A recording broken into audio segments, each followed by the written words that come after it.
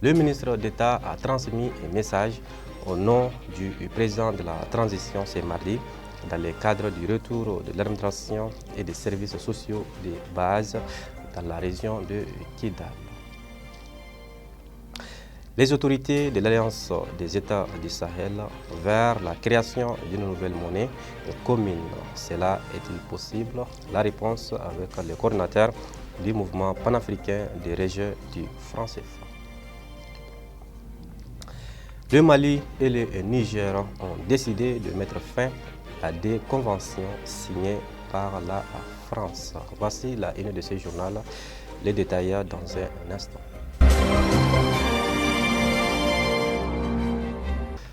Mesdames et messieurs, bonsoir et bienvenue dans ces 19h. Je l'ai annoncé dans les titres.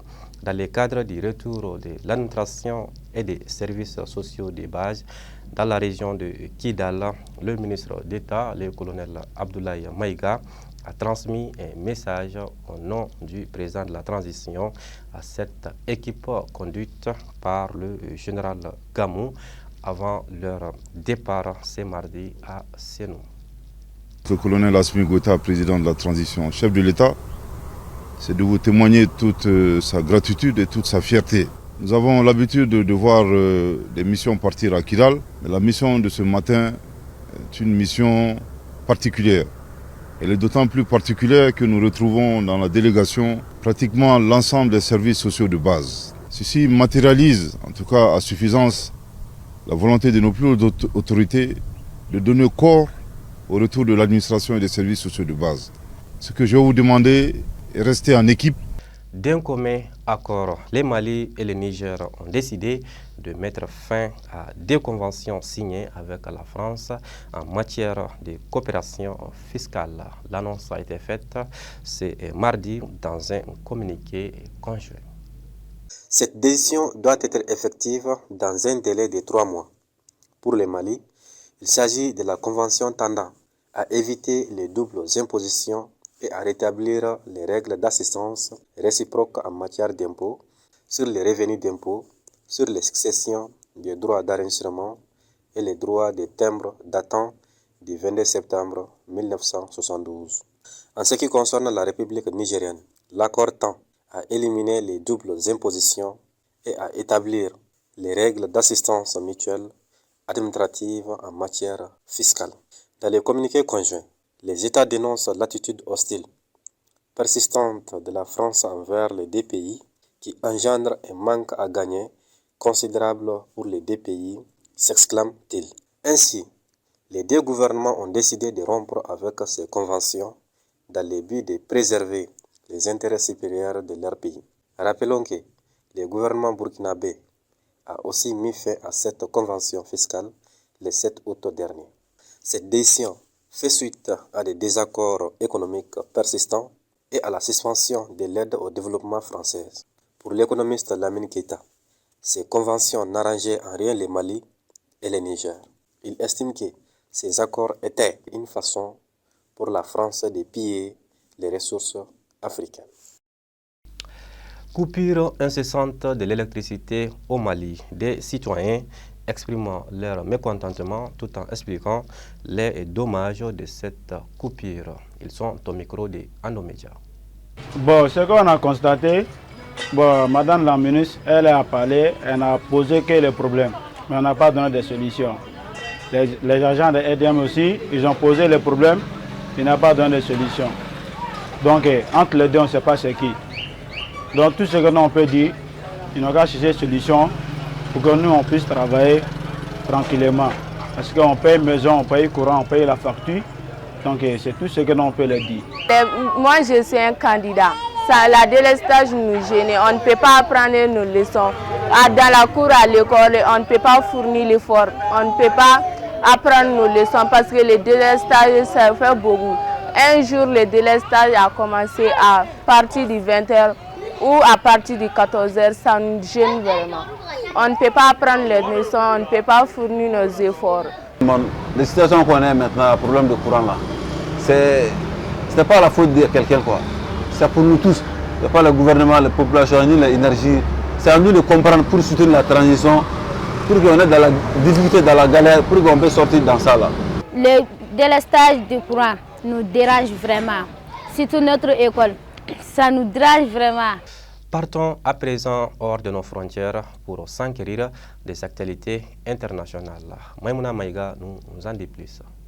En Guinée-Bissau, 6 jours après la tentative de coup d'État, le président Umaro Sissoko Embalo est revenu sur les événements dans une interview accordée aux médias français France 24. Alors qu'il se trouvait hors du pays, les affrontements en Guinée-Bissau ont opposé dans la nuit du 30 novembre au 1er décembre l'armée et des éléments des forces de sécurité suite à la libération de 2 membres du gouvernement. Interrogé pour un décaissement portant sur une somme de 10 millions de dollars. Partant au Niger, la Cour de justice de la CEDEAO a rendu ce jeudi 7 décembre son arrêt sur les mesures provisoires dans l'affaire opposant l'État du Niger et 7 autres contre la conférence des chefs d'État et de gouvernement. Dans sa décision, la Cour de justice de la CEDEAO, qui siège à Abuja, a déclaré irrécevable des requêtes de Niamey contre des sanctions opposées par l'organisation sous-régionale au Niger à la suite du coup d'État du 26 juillet qui a renversé Mohamed Bazoum.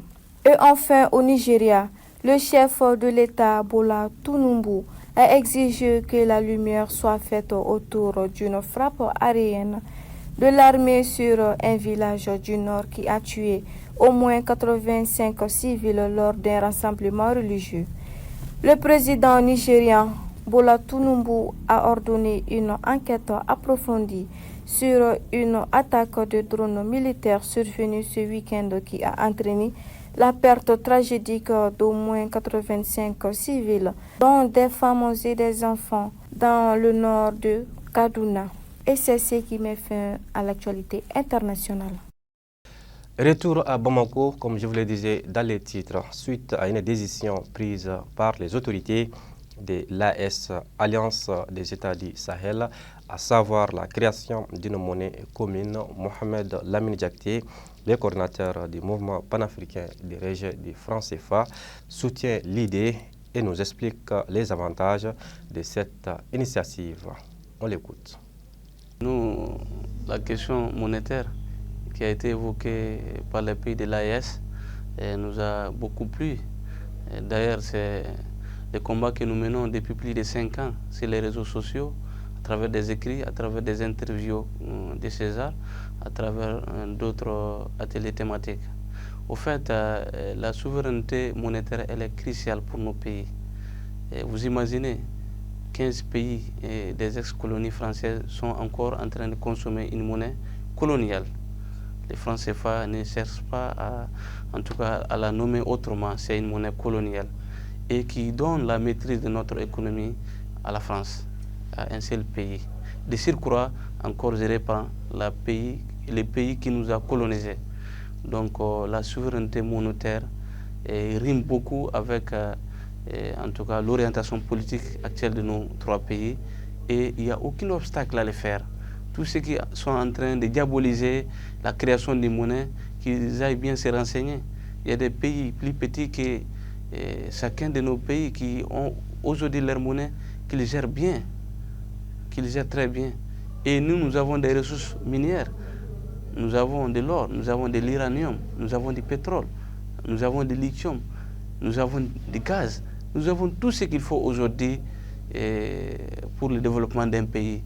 Mais notre accord monétaire fait que tout ceci profite à l'Hexagone plus qu'à nos pays.